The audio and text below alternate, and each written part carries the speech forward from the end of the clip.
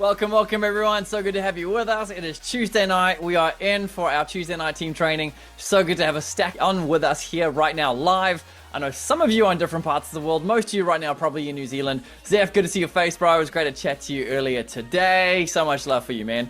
And everyone else watching this recording later, somewhere else in the world, or just maybe later on tonight, once it's up online. Stoked that you're on this channel watching this content. Tonight, we are bringing the rules. So if you've been tracking along with us, either if you're semi-brand new to our TrendForce community, or been around for a while, or maybe you're just scoping the YouTube channel, tonight we're diving into the rules that are required for trading our strategy. So any strategy needs rules. And guys, of all the past 4 years that I've been trading, messing around with different strategies over the years, they all have rules. Some have more definitive rules than others.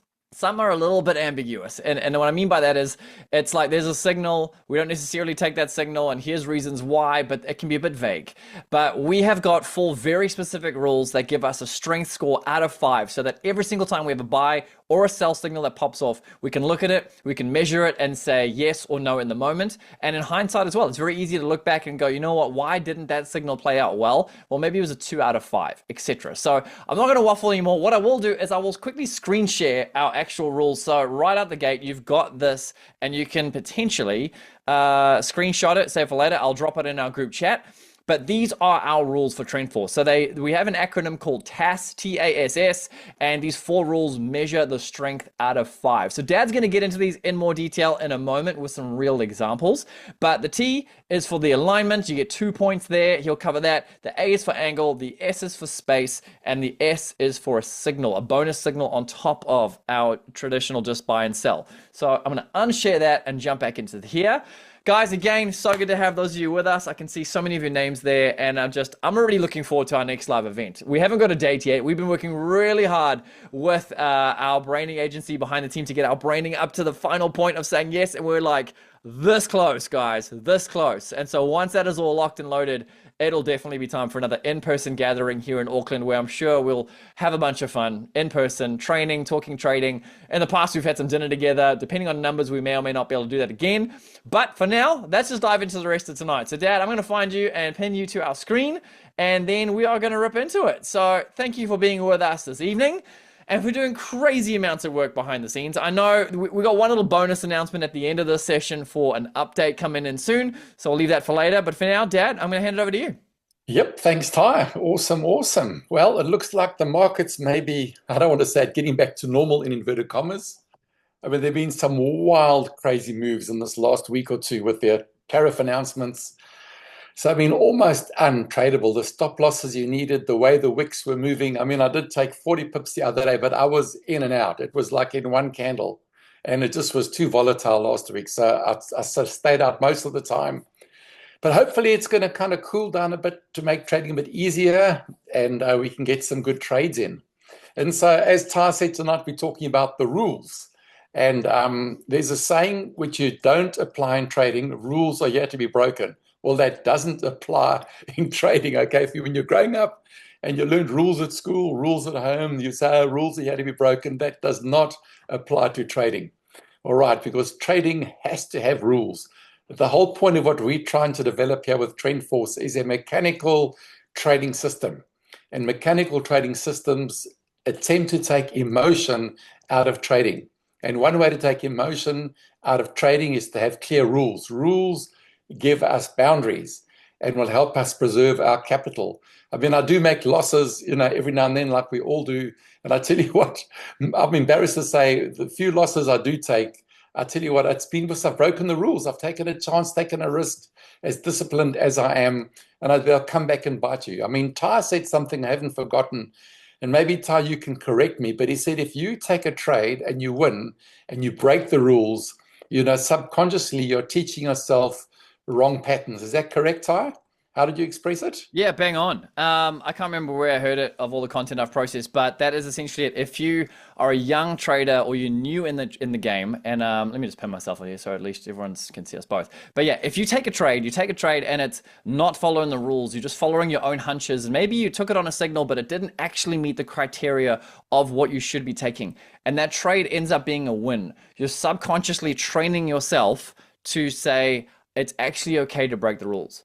And you will and you'll start to wire it in that, you know what, when I break the rules, I win. And that might honestly, because of the odds of trading, that might work 2, 3, 4, 5 times in a row until it doesn't. And when it doesn't, it'll start to turn around and hit you pretty bad too. So you don't want to be psychologically rewarding yourself with the way the brain works and dopamine and all those things by breaking the rules and then winning. It's even more dangerous to be doing that. So I'll give it back to you. Yep, thanks, Ty. That was excellent. And so, really, your first part of your trading journey is you're learning to apply the rules. And that's why trading takes extreme patience and discipline. You'll hear that over and over again. I've said so many times, I thought I was a disciplined, patient person until I got a mouse and I got charts in front of me. And I just used to fire away. I mean, it was also because I didn't have defined rules with what I was trying to do. But rules help us to exercise patience and discipline. And that's the great thing about our strategy. As Tom mentioned, we have 4 rules for 5 points, and they help to take emotion out of it. You can evaluate every trade and then really give it a score out of 5 to determine whether or not you're going to click your buy or your sell. And so it's part of your development. You grow in discipline, you grow in patience, and these rules will help to grow us, and especially that help also to preserve our capital. You know, it's one of the things that people do in trading. It's called revenge trading. I'm sure you've heard of it, or maybe like me, you tried. I was very good at revenge trading at one point in my early career. But if you apply the rules, it's impossible to revenge trade, because most times people revenge trade is they take a trade, they lose money, and then they think, well, I thought it was going up, it's definitely going down. So you click the next thing moving the other way, and boom, it bites you. I tell you, if you apply the rules, it's impossible to revenge trade, because it's almost impossible to have 2 signals so close to each other. And so that's what I like about our trading system, is that if you apply the rules, you're not going to lose your capital by revenge trading. All right, so we're going to jump straight in and look at some examples. Now I'm going to look at one example from the Dow and the NAS and gold tonight. So Ty, if I can share my screen. Let's see, I've got the right one. I think I'm on gold. There we go. So hopefully my screen will come up in front of you. And you can't see that, but when I share my screen, all your beautiful faces take up space. So now they're hiding my notes here. I've got a few notes. This is fun. There we go. That's awesome. I got you on my monitor. I can see quite a few of you. Hey, Zeph, Elise, Corin, nice to see you all. Awesome, awesome, awesome. All right, so here we go. So I mean, our announcement in advance is that we got our MACD's been updated. And I'll tell you already, I've made a change just this morning. And it's made a huge difference. If you look at our MACD, this is the trend zones. We look at that rule first. I've changed the signal line to white and taken the color change out so it actually matches our main trend zone. I thought, now, why didn't I do that like a year ago or months back? So I'll talk more about that later. And so basically, let's jump straight in the rules. So as I said, it's TAS. The first rule, we get 2 points, is for trend zone alignment. And so you should know by now, beginners may still be learning, our trend zone is this blue band that if you're in a buy, it's this blue band that's created. And it's the difference between our EMA 13 and our SMA 21. So we talk about this SMA 21, the smooth moving average, quite a lot. So that is our main, I call that our main trading trend zone. So if you're in a sell and prices going the other way, I'm sure you know by now, we won't scroll around too much, it's going to be red. And then we also match that. So when we talk about alignment, we're talking about 2 sets of alignment. That's why this particular rule for the T has 2 points. So what we want to see is, in the main indicator, we want to see obviously the blue in the main trading trend zone. Then also in our MACD, we also want to see separation to see this trend zone. And as I say, now that we've got the signal line, white becomes so much easier to read. I mean, everything we're trying to do in developing this indicator, and there are always going to be tweaks to make it better, is to make it easier to interpret with just a glance. So if we have a look, and of course, okay, so the 1 point is for the current zone alignment. So if we had a look at this trade, we actually are aligned. We got 1 point for the current times. This is the 1 minute sorry, I'm on gold here. So we can see, it may not be so clear. If I blow up the screen, be a little more clearer. We got separation. So on the buy signal, we can see the 13s above the 21. May not be too clear on the zoom, but there's a blue band. Separation took way back there. Plus on the MACD, we can see, again, it may not be too clear on the zoom, I'll make it a bit bigger, but we can see we got a blue band here. So the trend zone on the MACD and on the main indicator, we both have separation. So we don't just click buy because we got a signal. We can see, boom, there was a pullback. I chose this one because it's a good case study to look at. So we get 1 point on the 1 minute, but then we got to look at the 3 minute and say, are the zones aligned on the 3 minute?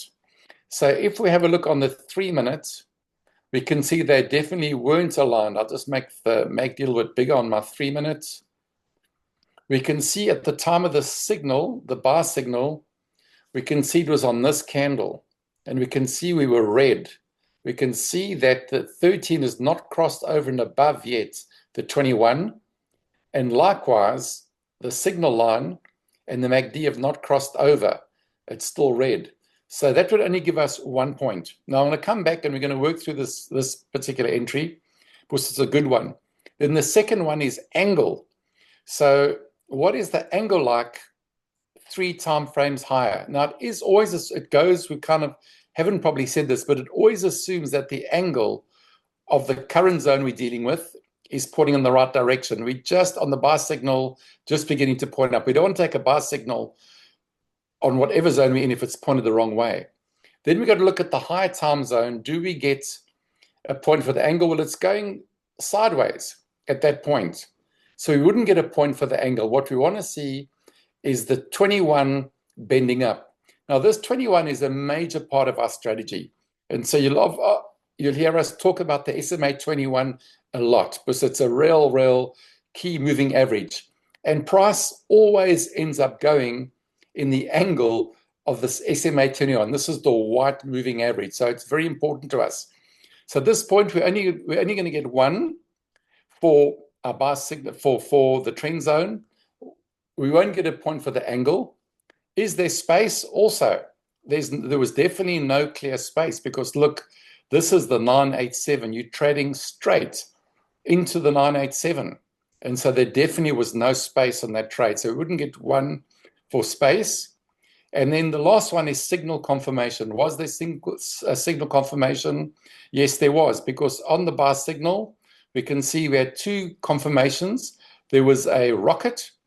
Now remember, if you looked at our trading last week, the rocket means you've got both a buyer momentum triangle plus a boost. So that's actually quite a strong signal. And also, if you look at the MACD, we got triangle up. And so this often happens is that it's kind of a bit of a mixture. We've only got like a couple of points here.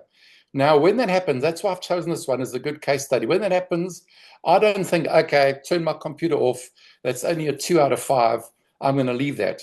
What you've got to do is then you wait and see if you can re-enter safely at a later point, because there's some good things here. There's what we call compression. Look at the 55, the 233, the trend zone. There's a lot of compression at this point, and compressions always lead to breakouts. And so that's why I chose this one to have a look at, because obviously no space. I would never take a trade straight into one of our trend zones like the 987. So in these cases, you wait to see, will there be an opportunity for me to enter in? So if you're trading on the 1 minute, you're looking at the 3 minute, and what happens, we can see what happens if we look at this candle this was 1306, so lunchtime today. On that candle, what happened on the 3 minute, we got a buy signal. And that buy signal, you can see it's bright green, which gives it a lot of strength.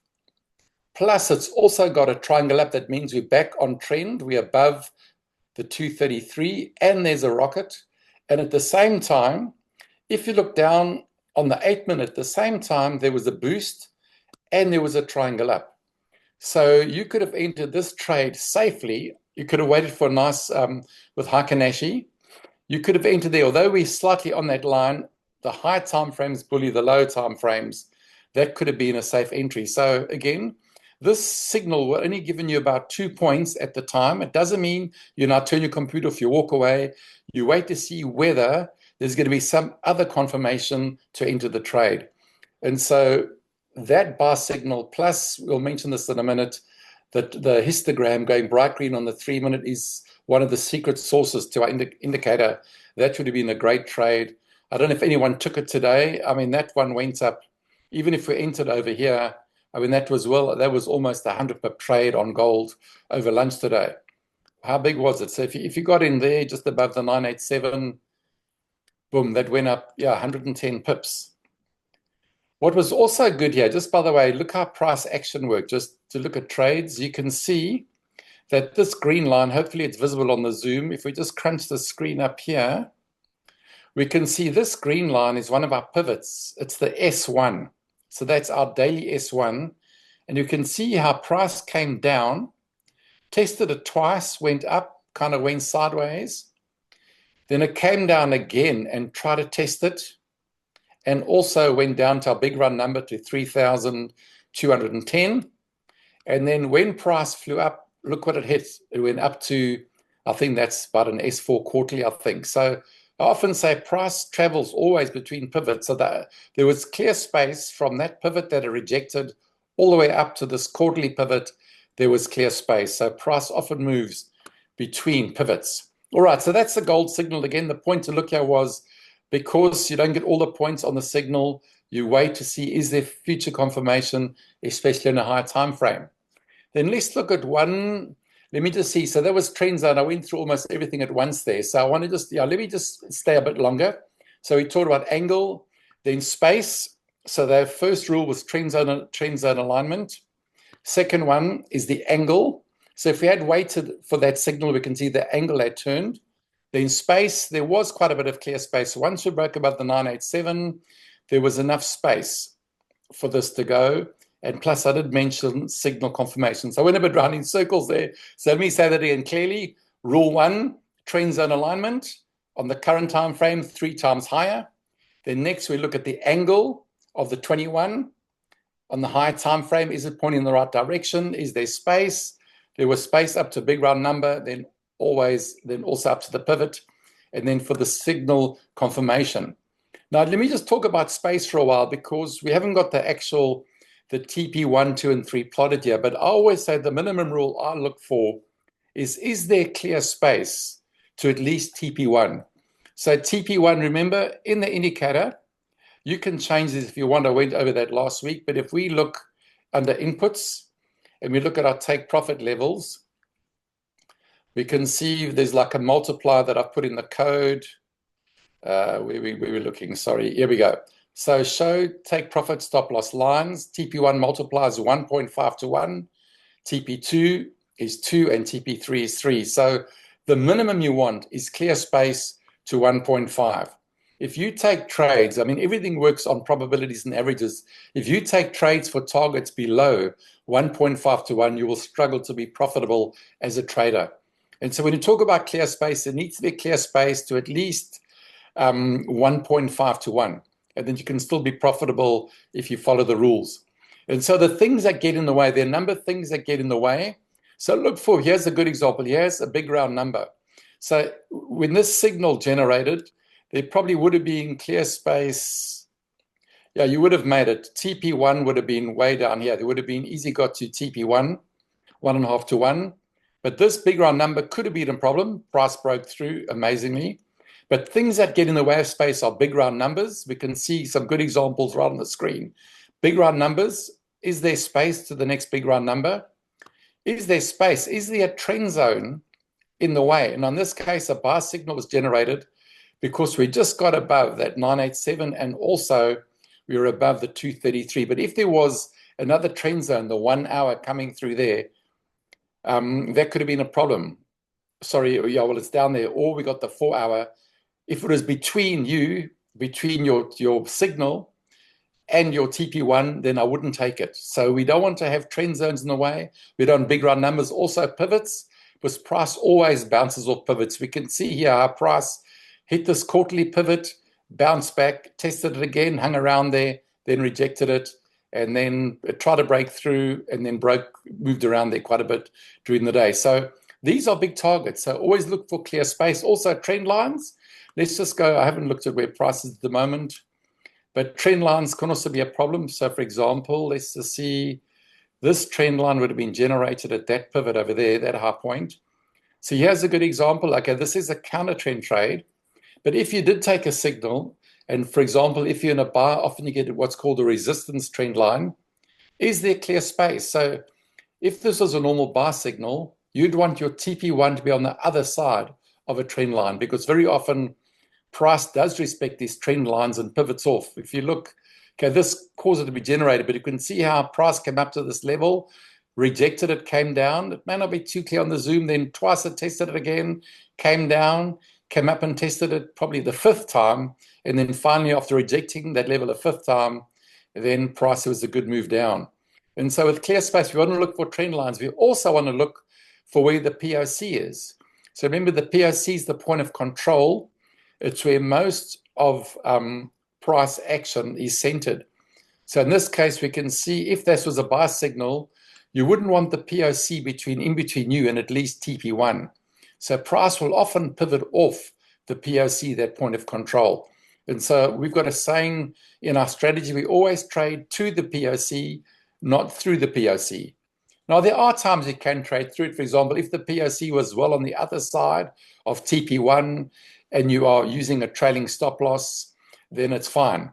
But if it's between your signal and TP1, then it's very risky, because often price will respect that. We can see in this case, there was also this quarterly. Was it a monthly or quarterly? It was a R4 quarterly.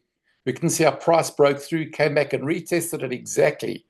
And there were numerous things to pivot off here. There was the 13, there was the trend zone, there was the resistance trend line, and there was, the quarterly, a whole lot of things, and price moved up. But also in the middle there was also our POC. So that can also cause things for there to no clear space. So remember those things, big round numbers, also support and resistance zones. They're also huge, I mean, I also look at higher time frames, because high time frames, remember, always bully lower time frames. But you always want to have TP1, preferably always inside one of the, for example, here's a big resistance zone or supply zone. If TP1 was on the other side, that would make high risk. We can see how price pivoted off. Now, in this case, price went up, hit the zone, came back, but you never know. That could have gone all the way down. And if your TP1 was up there, there would have been a very high risk trade. So always look for those things. Look for clear space, and watch out for those things that get in the way. And remember, again, always like to make sure that TP1 is easily reachable. All right, then finally, I talked about signal confirmation. Remember, there are a lot of things that you can look for in signal confirmation. I went through most of them. I'm just going to list them all.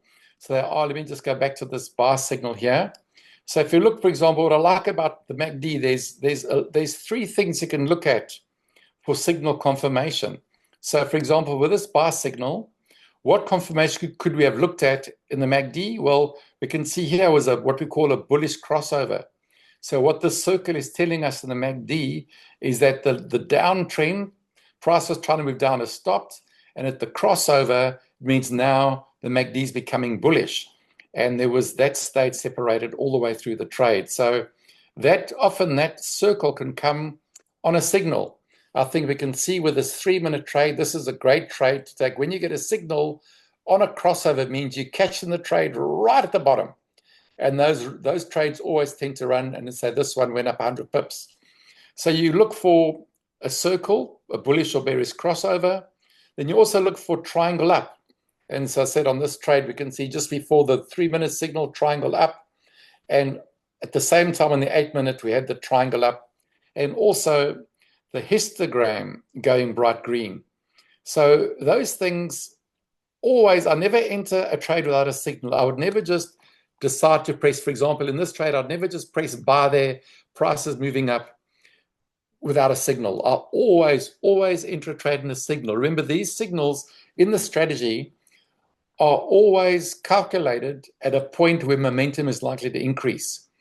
So when you enter a trade on any signal, whether it's the triangle, the boost, whatever, all the different bells and whistles we've got, there's a high probability that you will get into a break-even position, a profitable position, and the price is going to move up.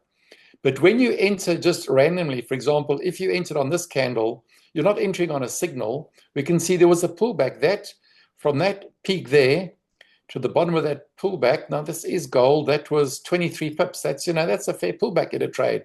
You wouldn't have known maybe that was going to reverse the whole way. So we're always looking for confirmation. I also mentioned, of course, this 55 turning bright, also a signal. So if you're in a trade that turns bright, then there's good reasons to enter a trade. But again, never just enter a trade randomly. That's the biggest loss I've taken this year was in the case like this. I did mention the other day, there was a candle like that, and I dropped my guard. Everything was bullish, everything was green, everything was bright. And I thought there was like 20 pips to a big round number. It wasn't the down. I thought there's 100% chance that thing's going to go up 20 pips. I click buy. As I click buy, boom, this massive doji came, stopped me out. That was my biggest loss of the year. So, I got bitten once. I'm not going to get bitten again. So again, always look for signals, for these little bells and whistles, because they are highly likely to get you into a profitable position. All right, so that's mainly for the signal confirmation. So that was in the MACD. Then, of course, I've covered these already. Look for rockets, look for boosts, look for diamonds. And obviously, when the histogram goes bright below, look for bright signals, and the 55. All of those end up being confirmation.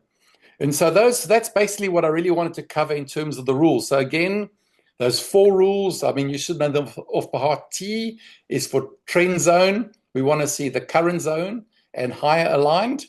Then angle, we want to look at the angle of the 21 on a higher time frame. Then is there space? How much space is there? Is there space to TP1? Yes. And then signal confirmation. So let's just apply those rules quickly. Look at the TAS.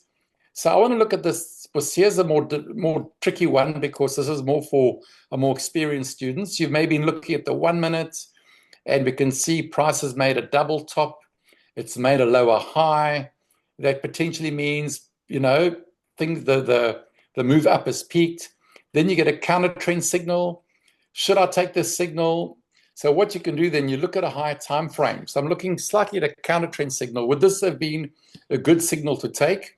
Now, this actually would have been a good one, because if we're looking at 3 times higher, you may not have entered on that signal, straight on the counter trend signal, but we can see if I took one look at the 3 minute, look what's happening at the 3 minute. On that counter trend signal, this is great, because if you're looking at on the 3 minute, we haven't got a sell signal yet, but we can see, look at this great separation. We can see that already. May not be completely clear because we're slightly obscured, but the trend zone is separated into a bearish movement. We can see already, look where the MACD crossed over. There's a bearish MACD crossover quite far back, and there's great separation. Plus, on the counter trend signal, you've got a triangle down, and you've also got, look, the histogram has gone bright red. So that actually would have been quite a good signal to take. There would have been confirmation on a high time frame. And those are I don't take a lot of counter trend signals, but that would have been a good one to take based on what the 3 minute was doing. But if you weren't confident, if you just waited for that candle, then you get a sell signal on the 3 minute, and that's quite a good signal. The 8 minutes not quite aligned, but remember we're looking at 3 time frames at once. We're mainly looking at the 1 minute, but then of course the sell signal goes off on the 8 minute, and that trade then dropped. And that was quite a big, that was a big trade down to the 987. There was 185 pips this morning while I was walking my dog. Gee, my dog owes me.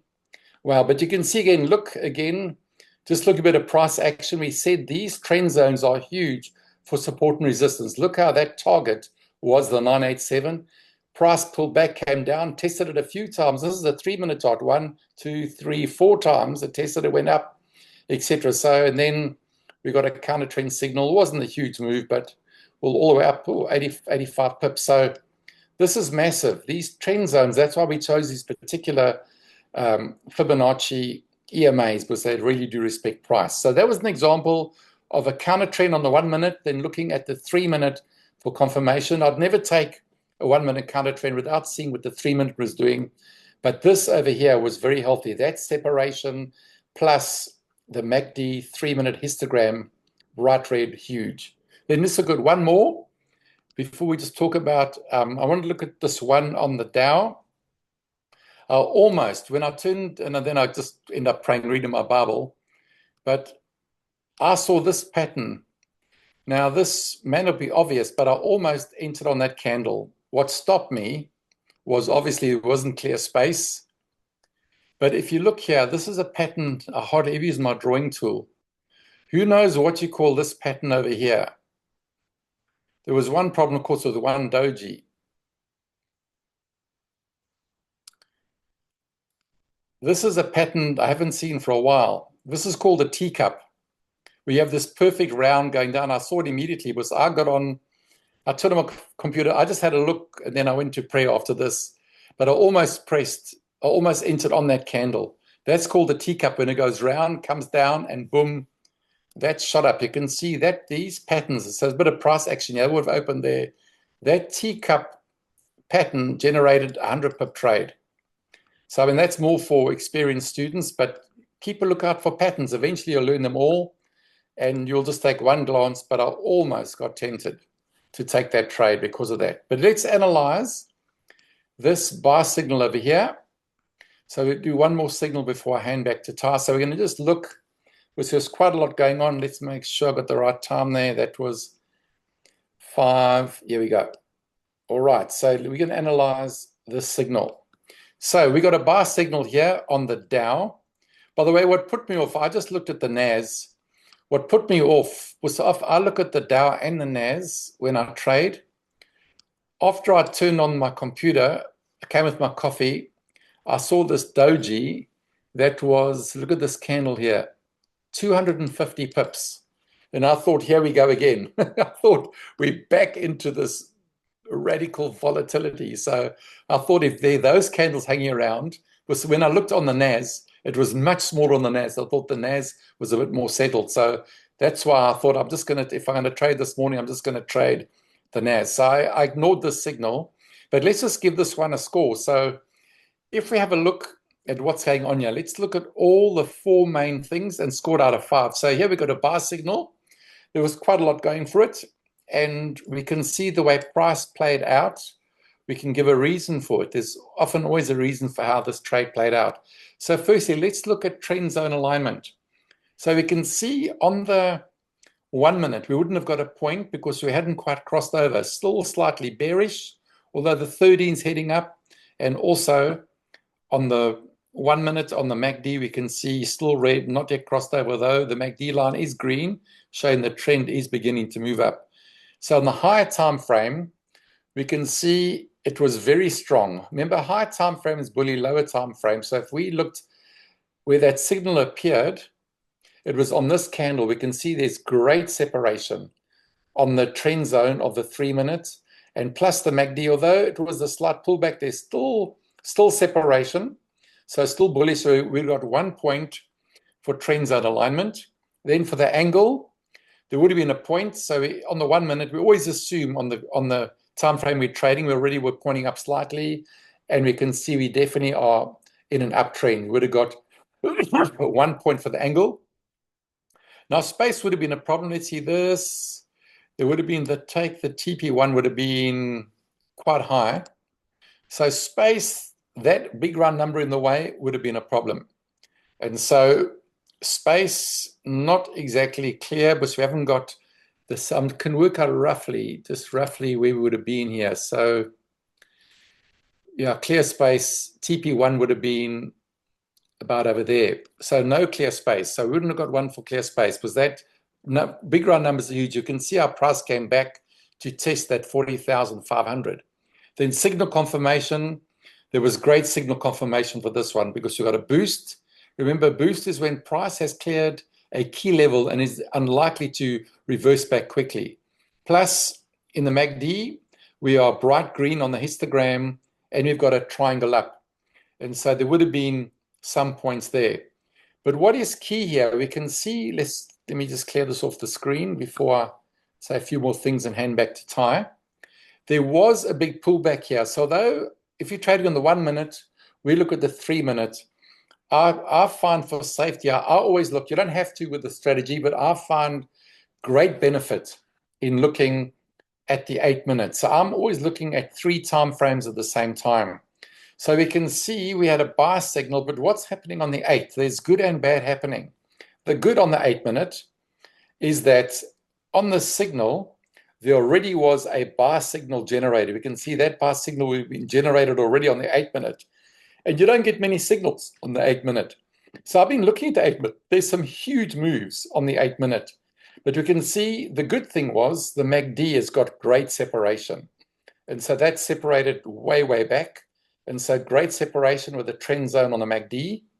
But the problem here was with this trade is that the 8-minute SMA 21 is pointing way down. I mean, that's pointing down, down, down. So on that signal, on the 1-minute, that is pointing down. Now remember, there's always a pullback. When you're trading and this is pointing in the wrong way, there's always a pullback. So that's why you would have been wary with this trade. And we can see what happened. Price opened, galloped up. It went up 108 pips.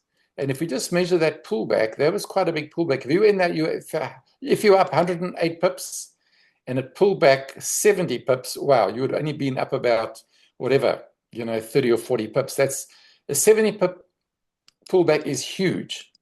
But if you looked, you can see the reason for that was because of this angle. This literally sucks price back down again. Very seldom. It would have been a miracle if that price went, if price continued straight up almost vertically when this line was down. That's why I'm saying that this 21 is a massive part of our strategy. So I'm also looking on the 8-minute to see which way is it pointed. And because it was pointed down, that to me explained that particular pullback over there. And so I think that's basically all I wanted to cover.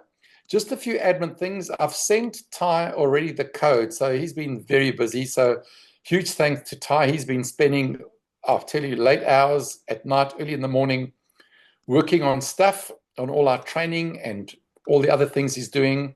And so I've sent him a little update with a few things. So, well, let's go to the MACD. He's got the best. So you will see now with the MACD, the one thing is we've changed the signal line to white.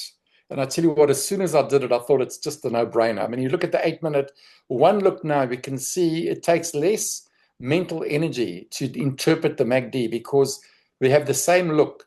The trends out on the MACD, I'm just looking at the 8-minute now, matches the same look on the main indicator, especially because it's a point. If they align, you get a point. The fact now they match in colors makes it far easier to make a decision. So especially if you want to take, I don't know if I can just whip out an example. It's difficult to see just without preparing and finding one. But you can see how much easier. Look at this now, much easier to see now and interpret the MACD. The colors are way clearer. Look at this great separation. Boom, much easier. But the big change, so this is now our TrendForce MACD 2.1. But as we said, what the real game changer now with our MACD is that we now have got alerts. So if you're new to trading, experienced traders will know what to do. If you just right-click anywhere on the chart, so the alerts are for this color changing bright green or changing to bright red. Now, I wouldn't recommend doing it on the 1-minute, but you can see you're going to get a lot of false signals on the 1-minute. It's going to flash on and off. You'll be going beep, beep, beep all the time. So I just do it on my 3-minute. So to set up alerts now, if you don't know how to do this, you just right-click. Now, you'll only get this tomorrow. Ty's going to update it tomorrow. You right-click. So anywhere on the chart, you right-click. And you can see an option will come up, add alert on the US 30, what we're trading. So you click that. Then under condition, where it's got price, you just open that window and you've got to choose now. You can choose between the TrendForce MACD or the main TrendForce indicator. So you choose, you click on TM, TrendForce MACD. Then it gives you the options. Do you want to set an alert for histogram bright green start or histogram bright red start? So, and then what happens then, for example, if you're in this trade on the 3-minute, say you'd set your alerts up and you were trading away. As soon as that light went bright green, boom, you got an alert. Your computer would have gone beep. I put them on my phone, and my phone would have told me, bright green start on histogram on 3-minute. So that's very useful. And so likewise, if you were trading at this point and you had your alert set on this candle here, as this histogram went bright red, boom, you would have got an alert for that. So that's what's new. In the histogram, we now got a white line, making it way easier to read. The signal lines, the MACD line still stays, and we've got alerts. Then two things in the main indicator that we've changed due to popular demand. If we look at our pivots now, quite a few people ask, could we move them to the right? So I've done that. So previously, these pivots were right on the current candle. It did cramp it up. And so now I've set them to 4 apart. So when you get your update tomorrow, you will see under settings, under your pivots, so our support and resistance pivot settings, you can see here position of label bars to the right. I've defaulted it at 4. You can move it to 0 or any number you want to suit your chart, but you can now move them again. The reason why I brought them back is that, TradingView's got a plotting bug, and what makes it worse is these labels. So when you move them to the right, if you change from normal candles to Hakanashi, it often distorts our colorful here. So anyway, I've left it there. We'll just monitor it as long as you don't change your chart around too much. And remember, if you do get into distortion, you click on your indicator, you click plot reset, and that should set it 99.9% of the time. That'll just put it right literally in a few seconds. If it doesn't, you may have to reload the indicator, but that's very rare. So those are the two changes. And also the other one was we've made our trend zones a little bit thinner. It's way easier, especially if you've got a smaller screen like I've got here, got my 3-minute. With the trend zones a little bit thinner, it just clutters up the chart, less clutter on the chart, makes it easier to read. So remember, you can, if you want to make them like they were, you can just go to your settings and you go to under inputs here, the 3-minute trend zone, you can make them any thickness you want. So these are your main trend zones, the 3-minute, 15, 1 hour, 4 hour. You can make them any color. You can change the thickness there. Under style, you can also change the colors. That's all there. So those are the little changes in the main indicator. But I think you can get a lot of value with the alerts on the 3-minute or higher. So that's great. I use those and they're very good. So if you're losing concentration, you get a beep and you set your alerts for your MACD, huge value there. So I think that is it. Nothing more for me to say. Now, one question, stay there before you unshare. So a good question from John. How would you suggest best using an alert from the MACD color, going bright red, green, given that it is separate to a buy or sell signal, or would you treat it as a buy or sell signal? So great question. How would you incorporate it? Oh, that's a very good question. Honestly, I treat that as often as a buy and sell signal because especially on the 3-minute and higher, it is unbelievably accurate. I've said to Ty, this strategy could almost just trade. This MACD, I think, is a game changer in trading.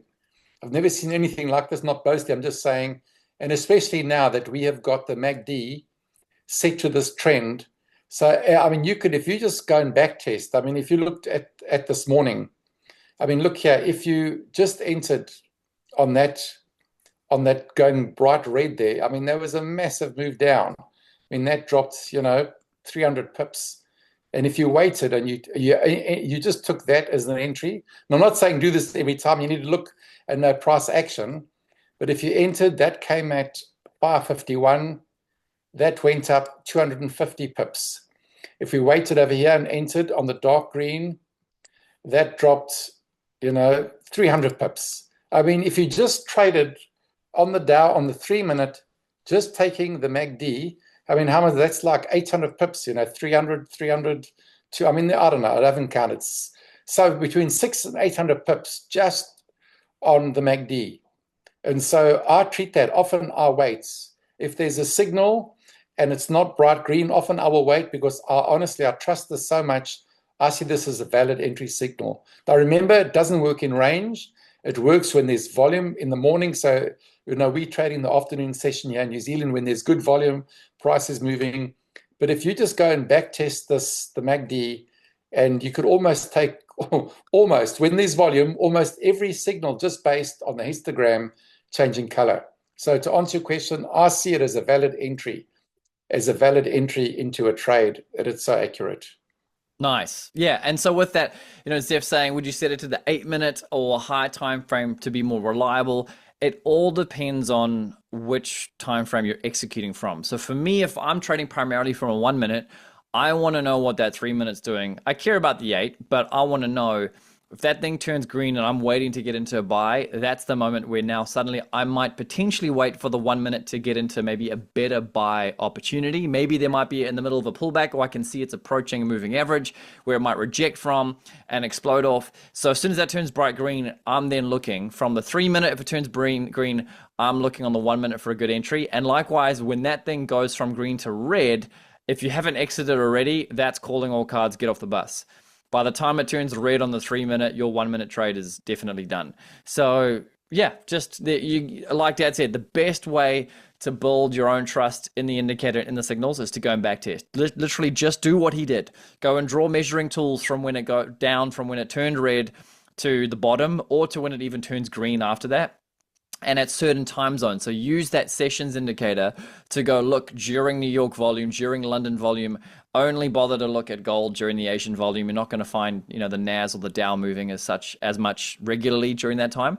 But that is a good time to go and test this thing out and go and draw some measuring tools on the 3 or the 8 minute and see how it performs. Otherwise, I don't see any other questions. Wait, there we go, Nikki. How do we set an alert for the MACD color change, please? Oh, maybe you just missed that. Dad just literally took us through that. I'm not sure when you jumped on, but he just took us through how to set an alert for the MACD color change. So that's okay. You can rewatch later, but it's very simple. Right click your chart, and when you're setting up your alert, you're just going to select the MACD like Dad's showing right now there. Under price, you're going to select MACD TM, so for TrendForce MACD instead, and that's it. Bright green, bright red. So you have to set up 2. You got to set up 1 for red and then set up 1 for green, and then from there you'll have those alerts set, and you're good to go. Easy as that. There we go. Cool. All right, Dale, if you unshare, thank you for going through all those rules. I'll share a couple more quick things, and like you said, those alerts, I will be uploading those tomorrow. Let me just pin myself. And then we're there, and then I'll unpin you. So let me just quickly again, so in case you missed it, there's the rules, guys. In case you missed in the beginning, you can screenshot that. TrendForce rules. We'll probably redo these as well once our branding's all finalized. But screenshot this, have it on your desktop, burn it into your brain. Those are the rules that you are looking to tick every single time you look for a signal. And they do become subconscious. It does become something you don't have to look at after a while, but you definitely have to have that in your brain. Couple other things, why not? Just for kicks and giggles. So Dad mentioned the cup and handle. Here is a whole lot of chart patterns. Screenshot that if you want to. You can see the cup and handle near the top right there, and then directly beneath it, you've got the reverse cup and handle. These are patterns. Look, patterns on their own, I don't place tons of value on tiny time frames, but the higher the time frame, my gosh, if you see a falling wedge or a rising wedge, there are certain patterns like double bottoms, triple bottoms that really do play out well. So if you're brand new, there's something to screenshot and have in the back of your mind. Maybe print that out and put that on your back of your toilet door or something that you're going to stare at every now and then, just so it started to subconsciously get in there. Maybe print it out and put it next to your bed, and right before you go to bed, just take a look at it for a minute or two and just start getting yourself visually familiar with those patterns. Set yourself up for success, so you're constantly just reminding yourself of what those things are. Because I get asked this question all the time. How long until I can become a profitable trader? I can't say it's going to be a year or 2 years, because someone might spend 2 hours a week and someone might spend 2 hours a day. So it all comes down to the amount of time and experience that you personally put in with a focused effort and energy. So with that, take those opportunities, print something out, put it here, put it there, and just do whatever you can to remind your subconscious mind of what those good patterns are, what those rules are, etc. So one more thing to screen share. You would have seen I just dropped in the chat a moment ago a new one on the YouTube channel. So if you have not yet, go and find the YouTube channel, which I will be doing some refreshing of soon. But for now, if you're on there, welcome to the Fit Life, or just type in my name, you should all be on here by now. Under VIT, this is where every training goes that we post. So within a couple hours from now, tonight's session, this will be on here. So I just put on how to demo trade, guys. So this is a quick little 20-minute video where it's actually 45 minutes worth of trading, but I sped it up and I went through showing the exact executions, getting in, getting out. And at the same time, just because it was a 45-minute window, there was a small win, 2 losses, and a decent win, and it still ended up being a 4%, win for the session. So something cool to go and look at if you're new to paper trading. Go and find that one there, how to demo trade. That'll show you the ins and outs of how to actually click the button. Now that you have the rules, now that you have the indicator, and this other one I uploaded a couple days ago, the top 10 tools that I use in TradingView every day, went through in a high amount of detail, and there's over 150 cuts in this edit, guys. So you can click down here and go and see a timestamp for every single tool, anything individual you want to go and learn about or watch in real time of me showing, you can click to the exact moment and it'll take you exactly to it. So there is that. And then aside from that, yeah, just pay attention because this is obviously where everything gets dropped. One more thing, guys, for all of you brand new members, our playlist. So we've got a playlist where I have put the basics of trading, the 101 videos. There's 4 of them there, 20 odd minutes each, maybe 26 for the one.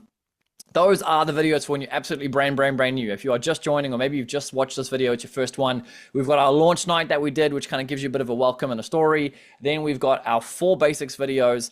I've put in there the top 10 tools I just showed you, the how to demo trade, and then the last couple of weeks of showing TrendForce 101 and 102, and then some previous ones from the past, which go into the MACD, which you can go and watch right now if you wanted to. If you haven't yet, that shows how our MACD works, how to use it in more detail. It obviously won't have the fresh updates that we just mentioned tonight in there. Really good one on trading psychology that we also did about a month ago. Dad shared some brilliant stuff in there to give you some great perspective on long-term approach to trading, and then one from a couple weeks ago on how to sell in trading, and at the same time key levels and some stop loss stuff. So let me unshare, and that'll do, guys. That's us for tonight. Let me just check the questions. I can see some things flying in. Helpful, thanks, thank you, appreciate you guys. Thanks, Lees, appreciate that. Zeph, so much effort and love gone into those. Thanks, bro, appreciate that.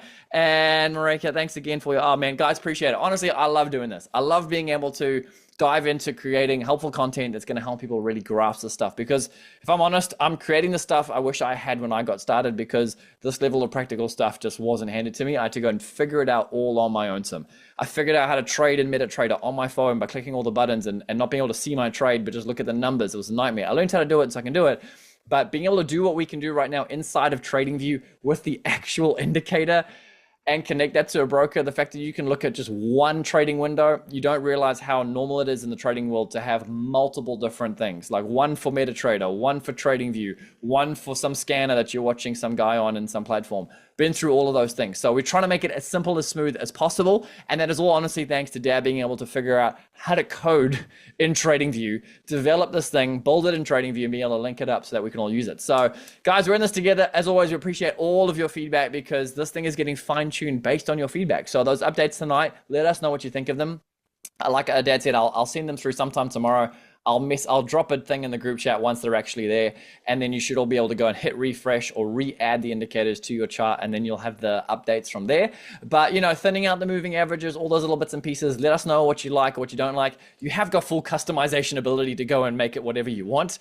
But if there's anything you think you'd like less of or more of, let us know, because everyone's fingerprints in our community are on this strategy. And so that is the beauty of this. We love being able to do this together and get your feedback.